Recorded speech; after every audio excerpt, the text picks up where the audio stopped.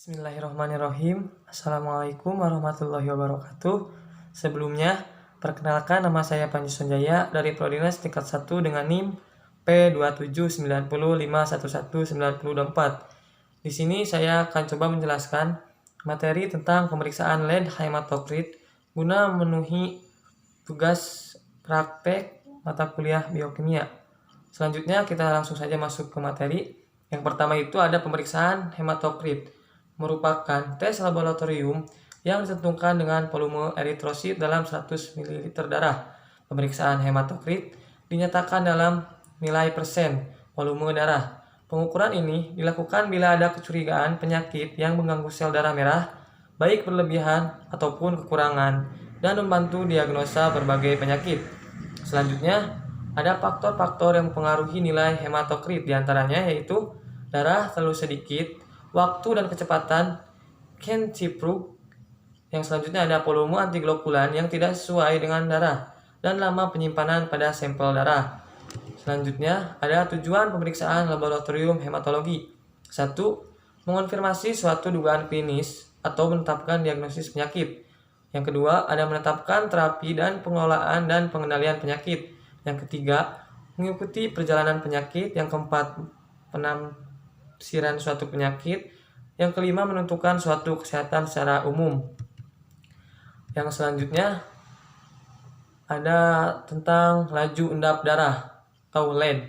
Laju endap darah adalah kecepatan sedimentasi eritrosit dalam darah yang telah diberikan antiglobulan ke dasar tabung vertikal dalam waktu tertentu dan dinyatakan dalam satuan jam. Selanjutnya ada kegunaan LED, yaitu yang pertama itu mendeteksi suatu proses peradangan, yang kedua membantu perjalanan atau aktivitas penyakit.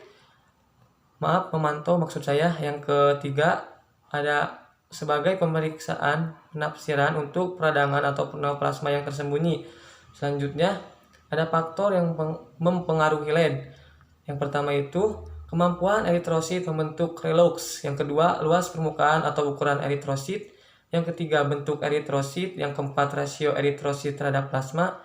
Yang kelima konsentrasi makromolekul pada plasma. Yang keenam viskositas atau kekentalan plasma. Dan yang terakhir adalah faktor teknis. Di sini juga ada peningkatan LED.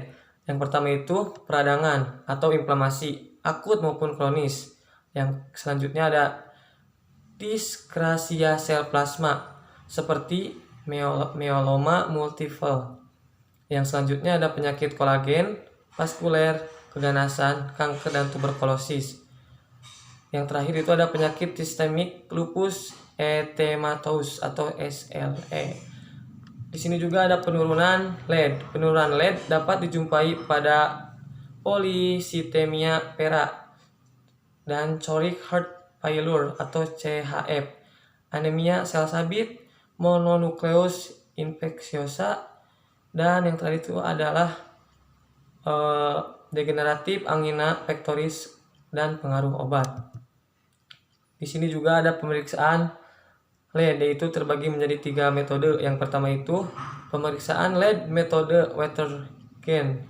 Sampel yang digunakan adalah pena yang dicampur dengan antiglobulan larutan natrium sitrat dengan perbandingan 4:1.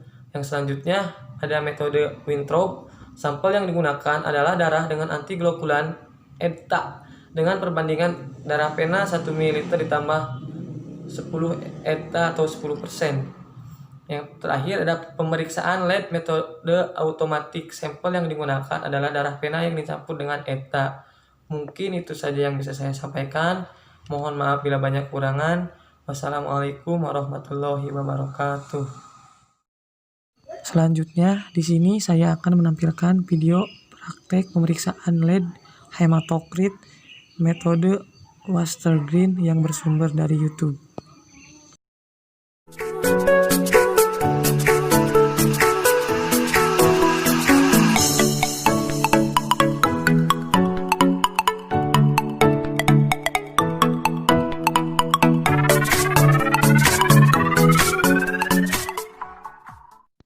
Di sini terdapat alat dan bahan yang akan digunakan dalam praktikum pemeriksaan laju endap darah metode Watergen. Yang pertama ada rak tabung. Yang kedua ada darah vena yang telah diberi antikoagulan N-acitrat 3,8%. Yang ketiga ada tisu. Yang keempat ada tabung Westergreen beserta spuitnya. Dan yang terakhir adalah rak tabung Westergreen.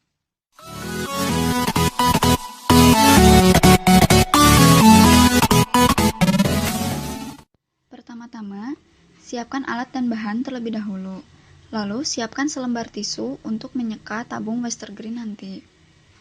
Di sini sudah ada spuit dan tabung Westergreen yang sudah terpasang dengan benar.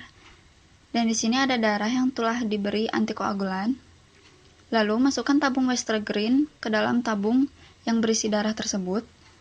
Lalu hisap secara tegak lurus dan perlahan sampai darah tersebut mencapai garis angka 0.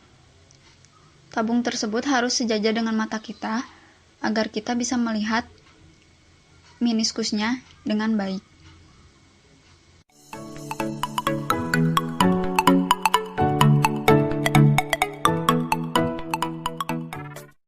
Jika dirasa sudah, sekat tabung tersebut menggunakan tisu.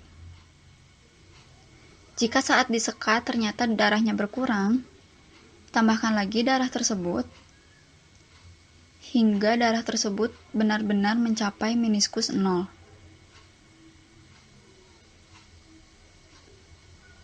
Dan jangan lupa untuk diseka kembali. Lalu, letakkan tabung Westergreen di rak tabung Westergreen secara perlahan dan tegak lurus. Lalu, diamkan tabung tersebut selama 1 jam dalam suhu kamar.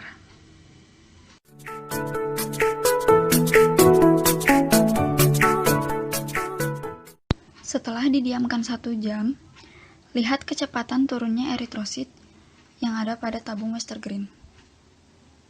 Ini adalah hasil laju endap darah dari sampel yang telah kita kerjakan tadi sebelumnya.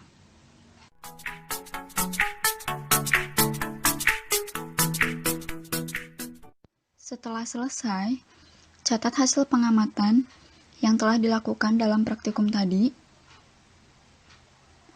mulai dari waktu pertama sampai waktu terakhir, dan hasil dari kecepatan turunnya.